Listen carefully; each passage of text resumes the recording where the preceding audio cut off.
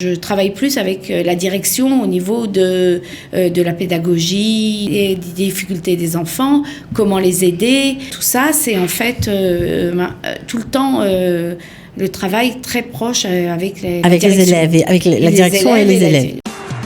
Un professionnel au lait vous parle de son métier. Delphine Aura-Kaufmann, bonjour. Bonjour. On est ravis de vous accueillir parce que vous allez nous parler de votre métier. Alors, votre métier s'appelle conseillère psychopédagogique. On serait tenté de le traduire par conseillère d'orientation, comme ce qu'on connaît dans les lycées, éventuellement dans les écoles primaires en France. Mais a priori, ça n'a rien à voir. Voilà, exactement. C'est deux choses complètement différentes. Oui, c'est peut-être 1% de mon travail, juste un peu d'orientation, mais sinon, non. C'est pas ça. Alors, justement, on va d'abord essayer de comprendre qu'est-ce qu'on doit étudier. Il faut juste vous rapprocher un petit peu du micro pour qu'on vous entende mieux. Okay. Voilà. Alors, juste pour savoir comment on devient en Israël conseillère psychopédagogique, c'est Yoetzet Chinuchit en fait, en hébreu. Qu'est-ce qu'il faut faire? Qu'est-ce qu'il faut étudier? Alors, à mon époque, puisque j'ai fait mon Aliyah il y a plus de 30 ans, donc en fait, j'ai fait un Toar Rishon, une licence en éducation... En Israël, évidemment. Oui. En Yehoutz Chinuchi. D'accord. Ça, c'était en Toar Rishon. Et de nos jours, c'est plus possible. C'est qu'il faut avoir un Toar Sheni. Donc une maîtrise. Un master. D'accord. Et faire aussi une Teudat Torah. Donc un diplôme pour être prof. Voilà, donc c'est assez long. C'est assez long, oui. Et ensuite, je crois qu'il faut attendre encore 3 ans d'expérience avant de recevoir un certificat. Voilà, être titulaire en fait, oui. Pour être titulaire, d'accord. C'est un certificat de quoi? D'aptitude? Oui, un certificat d'aptitude parce qu'en fait, toutes les Yoatzot Chinuchiyot qui travaillent dans les écoles font partie de Shefi. Shefi, c'est le Shirut HaPsychologi Yehoutzi. Donc ça veut dire le service centre, ou le centre psychologique des conseillers psychologiques national. D'accord. Et donc on fait partie de ce groupe. Donc évidemment ça n'existe pas en France.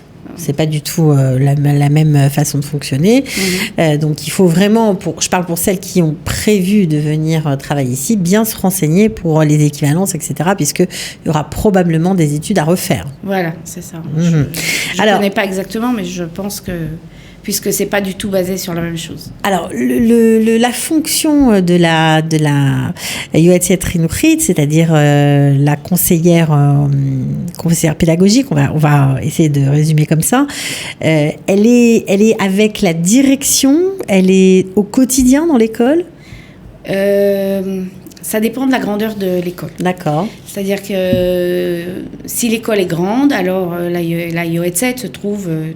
tous les jours, normalement, ou 4 jours, ou 5 jours par semaine. Si l'école est plus petite, alors des fois, c'est 1 jour ou 2 jours.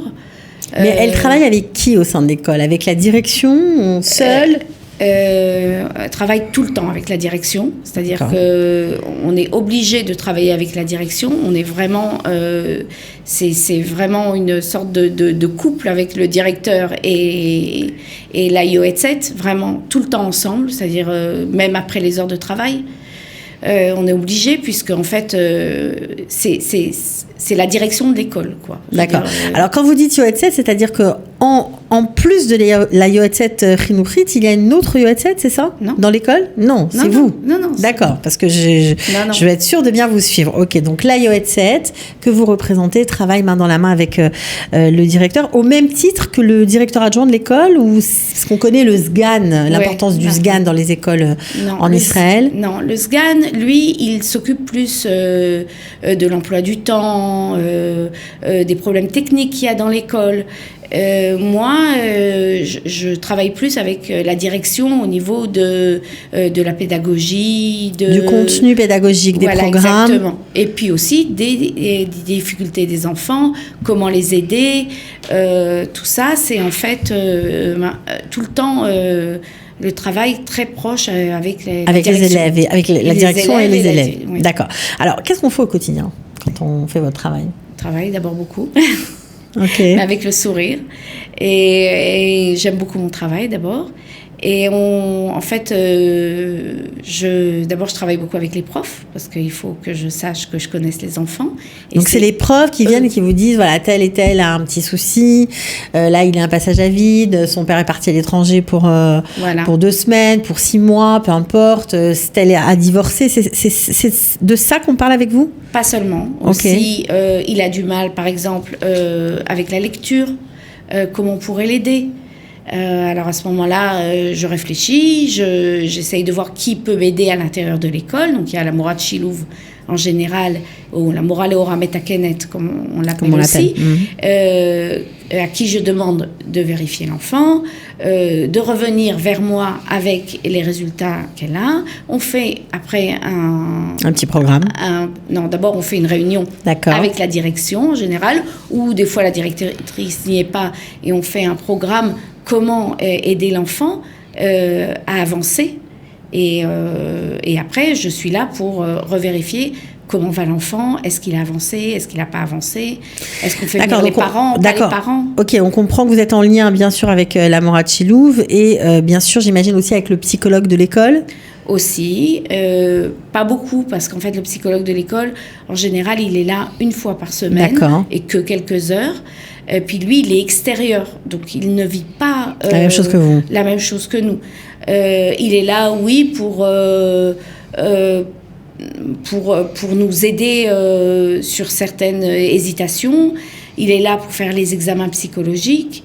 Mais pas pour tous les jours, c'est pas lui. C'est pas lui qui décide, c'est moi. C'est toi. Ok. Alors le truc qui est important de savoir aussi, c'est que parfois vous pouvez diagnostiquer, en tout cas déceler un problème et dire que oui, l'enfant aurait besoin d'une visite chez le neurologue. Et ça, c'est votre domaine. C'est vous, c'est pas les profs qui ont le droit de le faire, c'est vous. Voilà, exactement. Au niveau de la loi, c'est pas les profs ne peuvent pas dire à un élève d'aller voir le neurologue ou le psychiatre. Ça doit être fait en réunion avec moi. Moi, je peux le dire. Et je peux et en fait être après en contact. En général, j'écris une lettre au neurologue, au psychiatre ou à d'autres personnes où je décris comment l'enfant est à l'école. Et après, en fait, on revient vers moi pour me donner, pour me dire ce que pense le neurologue, le psychiatre et comment on peut avancer pour s'occuper de l'enfant. Donc, en fait, j'imagine que vous devez faire un petit bilan ou en tout cas un petit topo sur tous les enfants, sur tous les élèves. Oui, bien sûr. C'est ce que ça fait partie aussi de votre travail. Ça fait partie aussi du travail, oui, bien sûr. De toujours voir comment vont les enfants, est-ce qu'ils ont avancé, est-ce qu'ils n'ont pas avancé.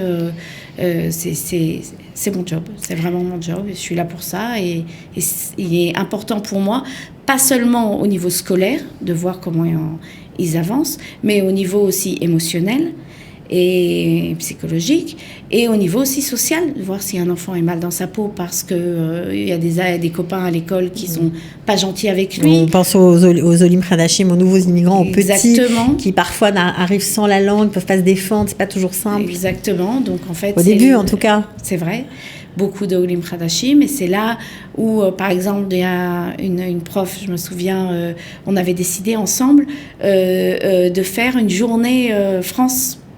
Et par exemple, pour que justement les enfants entendent un petit peu ce que c'était la France. Et ça a vraiment fait, au niveau de toute la classe, ça a vraiment changé. C'est-à-dire que les parents sont venus, ils ont raconté ce qu'ils faisaient en France, ils ont acheté des baguettes, ils ont acheté des croissants, ils ont acheté des fromages. Et c'était très sympathique et je suis persuadée, je l'ai vu, que ça avait fait vraiment beaucoup à toute la classe. Voilà, ça a aplani les différences, on va dire. En tout cas, de mieux se comprendre. Voilà, exactement. Voilà. Alors, puisqu'on parle de ce qui, on va dire, plutôt du reggae, de l'émotion, là aussi, vous avez un rôle, on le sait peut-être pas toujours, mais c'est important de le préciser. Vous enseignez les Kishore Chaim, j'allais dire Roots, donc Kishore Chaim, ça veut dire quoi ? C'est compétences sociales et émotionnelles, on peut traduire comme ça ? C'est ça. Alors, à quoi ça consiste ? C'est en fait la traduction de l'anglais, parce qu'aux États-Unis et au Canada, ça c'est aussi enseigné, voilà. Mais en France, non. Pas du tout. Voilà, et c'est en fait un cours qui est obligatoire dans toutes les écoles, en tout cas en Yesodi, en primaire. Et c'est un cours où c'est moi qui rentre et qui le fais, ou je le fais avec la prof, ou alors j'apprends aux profs à le faire, ou je leur envoie des cours, ou je suis là en fait pour leur dire comment. Alors ça parle de quoi ? En fait, on veut que les enfants se sentent bien, et c'est le but de ces cours. On veut en fait leur donner des kelim, des outils pour qu'ils se sentent bien. Alors qu'est-ce qu'on apprend ? On peut leur apprendre comment avoir confiance en eux, par exemple. On peut leur apprendre à aimer l'autre, qui est différent d'eux, ce qui est aussi important. Enseignement de la différence, ok. On peut leur apprendre aussi à se protéger quand ils sont avec leur téléphone ou quand ils sont devant la télé, ce qui est aussi important. Des images un peu choquantes qu'ils pourraient voir. Comment on fait face à tout ça, comment on décide en fait de comment aider les parents aussi à mettre des limites, et eux-mêmes aussi comment ils peuvent faire quand ils ont vu par exemple une image qu'ils n'auraient pas dû voir à leur âge. Et alors à ce moment-là, on les aide et on leur dit, il faut aller voir les parents, ou il faut aller voir... faut parler. En parler. Qu'est-ce que ça fait aussi quand on voit ces images-là ? Ça fait mal au ventre, on se sent mal à l'aise parce qu'on sent que ça ne nous convient pas. Et en fait, c'est à nous de leur donner des outils pour savoir comment faire face à tout ça. Je pense que c'est très important. Alors, on se rend compte vraiment que c'est un rôle central quand même, ce que vous nous décrivez là, au sein d'une école. Moi, je pense. Non, mais vous avez tout à fait raison. Voilà, parce qu'en fait, vous êtes aussi le bras droit du directeur ou de la directrice, au niveau pédagogique en tout cas.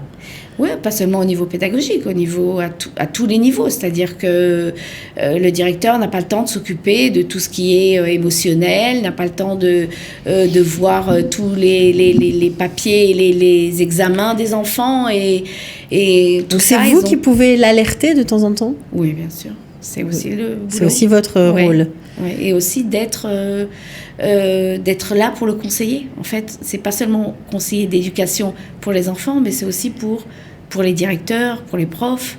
On apprend en fait à les aider un petit peu à voir plus clair, parce que eux, leur boulot, c'est de faire de la direction surtout. Ou de la direction pour le directeur, bien sûr. Et donc, en fait, c'est à nous, en tant que Yoatzot Chinuchiot, des fois d'un petit peu leur ouvrir les yeux et de leur dire il faut peut-être un petit peu lâcher là, un petit peu faire ça avec les profs, il faut. Et puis en général ils sont ouverts, et ils ont appris à nous utiliser et à savoir en faire tirer profit de votre expérience et de votre œil qui est un peu différent du leur, j'imagine. Oui, et je pense que ça donne ça donne autre chose complètement, évidemment, de ce qu'il y a en France, puisque ça n'existe pas. Et je pense que c'est ce qui permet aussi en Israël de s'occuper mieux des enfants. Je ne dis pas qu'en France, on ne s'occupe pas bien des enfants. On s'occupe différemment. Différemment, mais ce que je veux dire, c'est que en France, il y a quand même un système où, au bout d'un certain temps, quand un enfant arrive en 6e ou 5e, enfin moi j'ai vécu aussi en France, je veux dire, certains de mes amis sont partis pour être boulangers, mécaniciens. Ici, non, on essaye par tous les moyens de les laisser le maximum dans le système. Dans le système, parce qu'on veut les aider. Et même s'il y a des difficultés d'apprentissage, ça ne fait pas peur. On est là pour les aider, et je pense que c'est la grande différence. Entre les deux systèmes. Entre les deux systèmes. Bon, en tout cas, Delphine Aura-Kaufmann, vous parlez très bien de votre métier de conseillère psychopédagogique. Voilà, un métier plein d'avenir apparemment. Oui. Pour ceux qui nous regardent, il y a peut-être des gens qui se demandent si oui ou non ils pourraient aller dans cette branche, mais apparemment, c'est un grand oui, je crois, pour vous. Oui, moi j'adore. Vous pourriez conseiller des jeunes qui se demandent si oui ou non ce serait fait pour eux comme métier ? Oui, avec plaisir.